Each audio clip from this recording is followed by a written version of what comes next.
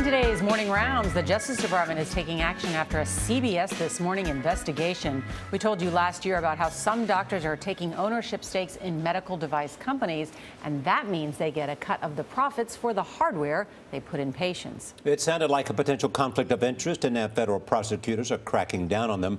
Jeff Glor has our follow-up. Jeff, good morning. Charlie, good morning to you. The Department of Justice has now filed a lawsuit against a network of physician-owned companies.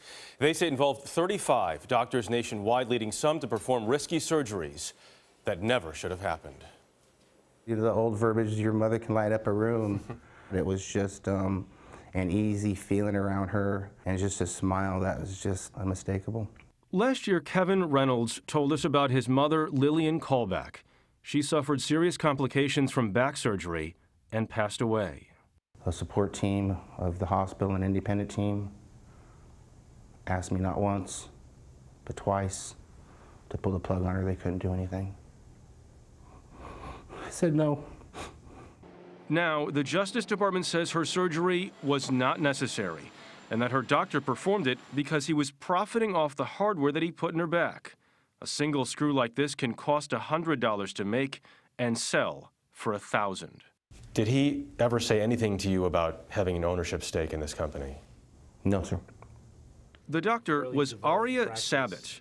Prosecutors say he was part of a network of physician-owned companies across the country started by this man, Brett Berry, and his business partner, Adam Pike. Some of the most troubling details in the complaint come from an undercover recording of Berry and Pike trying to recruit a surgeon. They told him their doctors make enough to put their kids through college in the first 2 months alone. But it should all be kept secret. Our job is to let everyone outside think that you're just using this product, Berry said. We don't want anyone to know that you're an owner.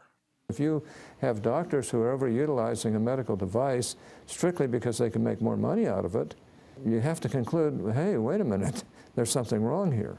Senator Orrin Hatch has been looking into physician-owned companies for years. He says the Justice Department's actions mark a turning point, and he's now questioning whether these companies should be legal at all. If it were up to you right now, these wouldn't be around. Well, my personal belief is doctors should not invest in medical devices that they're going to utilize in their practice. I would limit that to serious invasive surgical devices. Physician-owned companies now supply an estimated 1/6 of spinal implants nationwide. A report from the Inspector General of the Department of Health and Human Services found the hospitals these companies serve average 28% more spine surgeries. Dr. Sabat, Brett Berry, and Adam Pike would not grant us an interview, but an attorney for Pike and Berry provided a statement. The government's allegations are reckless and untrue, he wrote. Our clients have always made every attempt possible to comply with the letter and spirit of the myriad of laws and regulations applicable here.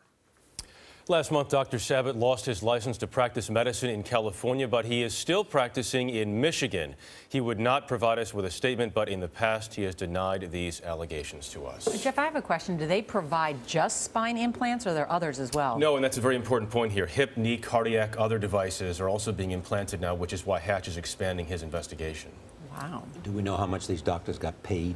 It varies, but they can make a lot. Sabat, in particular, the DOJ says, made more than $400,000 in 2 years just from the hardware, not what his practice paid him or what the hospital paid him. They say Pike and Berry, between 2007 and 2012, made $36 million. Whoa. Wow. That's a lot of money. Yep.